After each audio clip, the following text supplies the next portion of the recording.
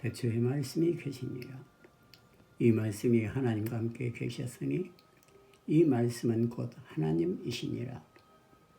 그가 대초에 하나님과 함께 계셨고 만물이 그로 말미암아 지은 바 되었으니 지은 것이 하나도 그가 없이는 된 것이 없느니라.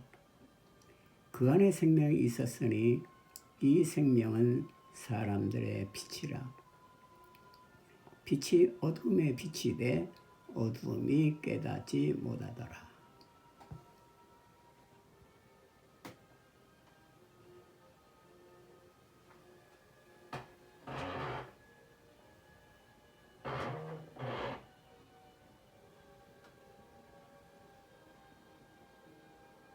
예, 안녕하십니까.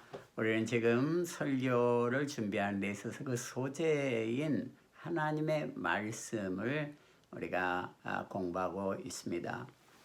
하나님의 말씀은 설교를 준비하는 설교자에게 있어서 또 전도자에게 있어서 또 우리 성도들에게 있어서도 참으로 가장 중요한 것이 하나님의 말씀인 것입니다. 자, 존 메가더 목사는 말했습니다. 그의 책 강해 설교의 재발견, Rediscovering Expository Preaching, 이 책에서 능력 있는 설교는 감정을 선동하도록 조작된 설교가 아니라고 했습니다. 또한 단순한 이야기도 아니고 또 사건에 대한 사회학적인 주석이나 모든 사람을 즐겁게 하는 인기 심리학도 아니다 그랬습니다. 자, 능력 있는 설교는 오직 성령에 감동된 하나님의 사람이 성령에 감동된 회중에게 하나님의 말씀 속에 있는 성령의 감동으로 계시되는 것을 명쾌하게 나타날 때 일어난다고 그랬습니다. 그러니까 소재인 하나님의 말씀 속에 있는 하나님의 음성을 성령의 감동으로 명쾌하게 전하는 것이 설교자의 역할이라 이겁니다. 우리가 시편 119편 18절에도 보면은 내 눈을 열어서 주의 율법에서 놀라운 것을 보게 하소서. 자, 우리가 주님의 율법을 볼 때, 주님의 말씀을 볼 때 성령님께서 우리의 눈을 열어가지고 하나님의 놀라운 것을 깨닫게 하는 것을 볼 수가 있는 것입니다. 또 성경 말씀에 보면은 시편 119편 33절, 34절에 보면은 여호와의 주의 윤례의 도를 내게 가르치소서. 내가 끝까지 지키리이다. 나로 하여금 깨닫게 하여 주소서. 내가 주의 법을 준행하며 진심으로 지키리이다. 자, 우리 주님이 우리에게 깨닫게 하지 않는다면은 우리는 아무것도 할 수가 없습니다. 주님이 이 세상의 천마디보다도 한마디의 주님의 음성, 성령의 감동이 인간을 변화시키고 깨닫게 하는 것을 우리가 볼 수가 있습니다. 또 우리 예수님께서 누가복음 24장에 보면은 제자들의 마음을 열게 해서 그들을 깨닫게 한 것을 볼 수가 있습니다. 엠마오로 하는 제자들도 예수님의 음성을 들었을 때 그 마음이 뜨거워져 가지고 엠마오로 터벅터벅 걸어가던 발걸음을 다시 예루살렘으로 옮겨서 간 것을 우리가 볼 수가 있습니다. 또 사도 바울도 에베소서 1장 17절 18절에 보면은 하나님의 말씀의 신비와 그리스도의 풍성함을 깨닫게 해달라고 기도하는 것을 볼 수가 있습니다. 그래서 우리는 말씀의 신비와 하나님의 음성을 깨닫게 해달라고 기도하는 자세가 참으로 필요한 것입니다. 자, 존 브로더스는 그의 책 설교학 개론 On the Preparation and Delivery of Sermon, 이 책에서 설교자가 만일 하나님만을 위하여 말해야 한다면은 하나님께서 가장 분명하게 말씀하신 곳에 필수적으로 가야 한다고 했습니다. 자, 하나님의 음성을 전하기를 원하는 설교자가 정말 하나님의 음성을 듣기를 원한다면은 하나님이 말씀하신 곳에 가야 되는 것이죠. 그러니까 하나님의 말씀하신 곳이 어디입니까? 그것이 성경인 것입니다. 성경은 하나님의 말씀을 기록한 책이기 때문인 것입니다.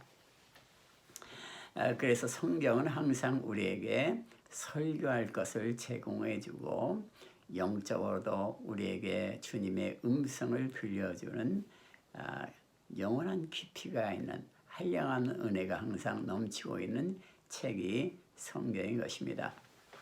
자, 그래서 우리 설교자의 문제, 전도자의 문제는 다른 것이 아니고 오직 하나인데 그것은 성경에 주목할 시간을 마련하는 데 있습니다.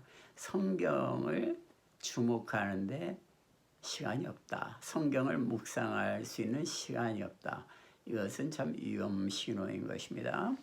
왜냐하면 우리가 하나님의 음성을 먼저 들어야 하나님의 말씀을 전하는데 하나님의 말씀을 들을 수 있는 성경의 묵상의 시간을 갖지 않는다. 이것은 참으로 위험한 것이죠.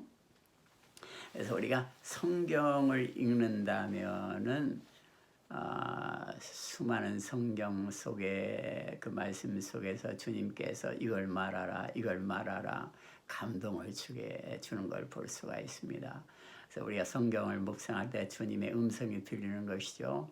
이걸 전하라, 이걸 말하라. 그러면서 우리에게 먼저 은혜를 주시고 또 전하게 하는 것을 볼 수가 있습니다.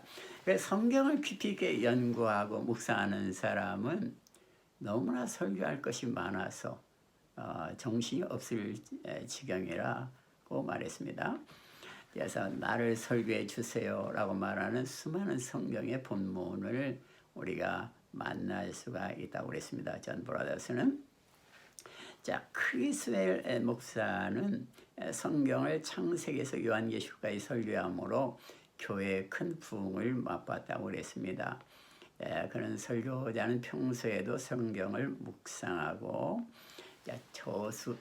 우리가 설교자는 묵상해야 된다고 말했습니다. 자, 설교자라는 것은 은혜를 평상시에 많이 받아야 되는 것입니다. 자, 내일 모레 설교를 하는데 오늘부터 은혜를 받아서 설교를 하겠다. 뭐 그런 방법도 좋겠지만은 중요한 것은 평상시에 우리는 은혜를 받고 그것을 저수지에 물이 저장되어 있는 것과 같이 항상 그 은혜를 저장해 놓아야 하는 것이 필요합니다.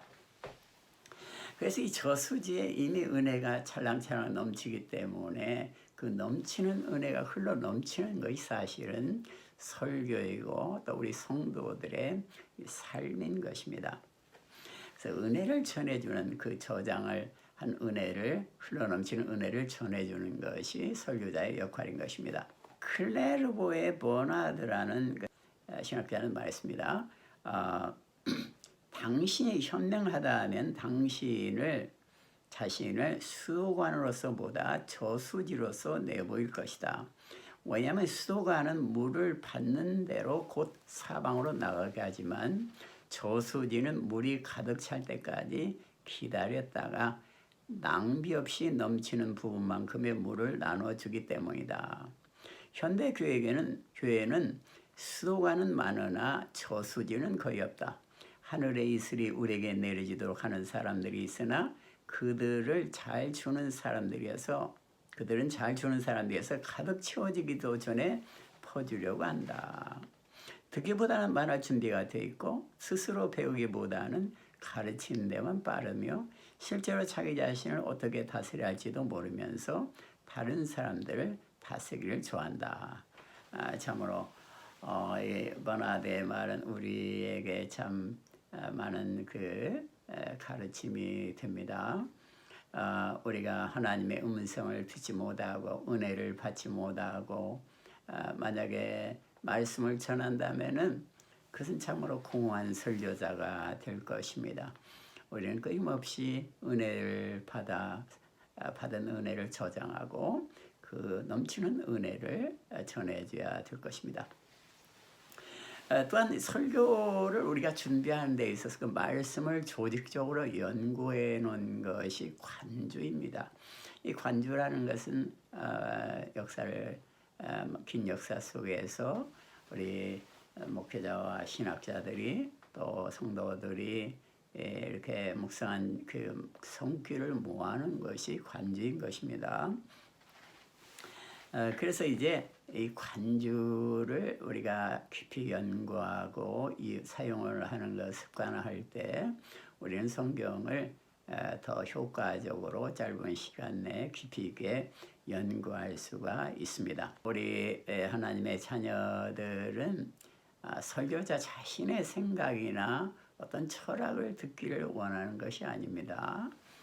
예수 그리스도의 그 확실한 복음을 듣기를 원하고 그리스도를 알기를 원하는 것이죠. 그래서 우리 설교자들은 이 성경, 그것의 모든 것이 기록되는 성경을 깊이 있게 우리가 연구해야 되는 것을 볼 수가 있습니다. 또 우리가 설교를 하는 데 있어서는 여러 가지 방법을 동원하여 설교를 할 수가 있습니다. 예를 들어서 주제 설교를 한다든지 강의 설교를 한다든지 예화의 설교를 한다든지 여러 가지 편집법적인 설교를 한다든지 여러 가지 방법이 있을 것입니다. 자, 그런데 그런 방법이라는 것은 사실은 문제가 되지 않습니다. 그것은 하나의 메소드일 뿐이지 더 중요한 것은 무엇을 전하는가, 이것이 더 중요한 것입니다. 무엇을 전하느냐. 그래서 그 전하는 그 핵심을 우리가 잃지 않는 자세가 설교자에게는 정말 중요한 것입니다. 우리가 성경을 연구하되 단지 어떤 문화적인 지식이나 역사적인 배경이랄지 그 인물에 대한 연구, 이것도 중요한 거겠지만은 우리가 그런 거에 너무 집중하다 보면은 오히려 가장 중요한 예수 그리스도와 그 구원의 사랑을 놓칠 수가 있는 것입니다. 이것은 참 설교자가 범하기 쉬운 함정인데, 자, 우리는 그 예수님의 설교를 통해서 부활하신 예수님께서 엠마오로 가는 제자들에게 나타나서 한 설교를 통해서 설교자들의 어떤 모범을 볼 수가 있는데, 그것은 모세의 글과 모세의 글은 창세기, 출애굽기, 레위기, 신명기, 민수기죠. 그다음에 시편과 선지자의 글, 이것은 당시의 구약 성경 전체를 가리키고 있는 것입니다. 이것을 통해서 예수님께서는 자신의 고난 받으심과 또한 영광, 승리를 가르쳤다고 했습니다. 이것은 예수님의 십자가의 죽음과 죄의 용서와 죽음을 이기신 부활과 또 성령의 역사로 이 복음이 전파될 것을 가르쳤던 것입니다. 자, 그래서 우리가 예수님이 이러한 성경을 전체를 인용해서 엠마오로 가던 제자들, 또한 그 두려움에 모여있던 예루살렘에 모여있던 그 제자들이 나타나서 전한 그 설교의 방식처럼 그리스도의 이 포커스를 잃어버리면은 설교가 정말로 방황하는 설교가 되는 것입니다. 항상 그리스도를 잃지 않는 그런 설교가 필요한 것입니다. 자, 두 번째로 우리에게 필요한 것은 명상, 메디테이션, 명상입니다. 설교자에게는 이 명상, 묵상이 참 필요합니다. 명상과 영성 훈련이 필요합니다. 이 묵상이라는 것은, 명상이라는 것은 한 가지를 집중적으로 생각하는 것입니다. 자, 다른 것을 잊어버리고 한 가지만 집중적으로 생각하는데, 특별히 설교자는 그리스도에게 집중하여서 그리스도를 묵상해야 됩니다. 자, 페넬로는 말하기를 묵상을 할 때 그리스도를 향하여 완전한 집중을 하라고 그랬습니다. 그래서 우리는 단순히 십자가를 한번 쳐다보는 것이 아니라 그 십자가가 무슨 의미가 있는지 그것을 깊이 있게 묵상하고 그 십자가의 죽음과 사랑이 지금 나의 현실 가운데 어떠한 의미가 있는지 이것을 깊이 있게 묵상해야 되는 것입니다. 깊이 있게 묵상을 하는 사람은 하나님이 바로 먼 곳에 계시는 것이 아니라 바로 옆에 임재하고 계시다는 것을 깨달을 수가 있습니다. 자, 유명한 그 뻥세 명상록이라는 책을 쓴 파스칼은, 프랑스의 그 파스칼은 말했습니다. 우리의 삶의 모든 문제들은 우리가 날마다 우리의 밀실에서 잠시라도 조용히 앉아 있는 것을 거부하기 때문이다, 이렇게 말했습니다. 자, 우리가 진실로 예수 그리스도를 묵상하고 그 사랑과 용서, 십자가의 구원을 깊이 있게 묵상한다면은 사실은 우리가 만나는 이 모든 문제들이야말로 얼마나 작은가를 우리는 알 수가 있습니다. 누가 우리를 그리스도의 사랑에서 끊을 수가 있으리요? 환난이나 곤고나 핍박이나 죽음이나 삶이나 현재일이나 장래일이나 천사들이나 마귀나 보이는 것이나 보이지 않는 모든 피조물도 우리를 우리 주 예수 그리스도 안에 있는 하나님의 사랑에서 끊을 수가 없다고 그랬습니다. 그러니까 우리가 예수 그리스도를 묵상할 때 우리는 지금 우리가 만나는 현재일이나 장래일, 능력이나 높음이나 보이는 것이나 보이지 않는 모든 것들, 천사라 할지라도 혹은 또 마귀라 할지라도 어떠한 피조물도 어떠한 인간도 우리를 우리 주 예수 그리스도 안에 하나님의 사랑에서 끊을 수 없다는 이 놀라운 사실을 깊이 있게 묵상할 때 우리는 이 세상에 만나는 어떠한 문제도 해결받을 수 있고 승리할 수가 있는 것입니다. 그리스도를 깊이 있게 묵상하는 사람은 마귀를 이길 수가 있습니다. 그 다음에 척 스미스 목사는 오직 성경만을 1시간쯤 묵상한다고 했습니다. 명상 속에서 하나님의 음성을 듣는다고 했습니다. 척 스미스 목사님, 제가 미국에서 공부할 때 교회도 가끔 출석하고 또 직접 만나서 이렇게 대화도 나눴던 분인데 지금 소천하셨죠. 참으로 그리스도의 향기와 인품이 넘치는 그런 귀한 목사님이었습니다. 그 하나님의 말씀을 깊이 묵상하는 흔적이 그 설교 중에는 나타난 것을 많이 보았습니다. 자, 캠벨 모르간은 영국의 목사님 캠벨 모르간은 아침에 주로 성경을 묵상하는 것을 권장한다고 했습니다. 그래서 설교나 성경을 묵상하기 전에 신문이나 다른 일들을 우선으로 하지 않는 것을 습관화하고 있다고 그랬습니다.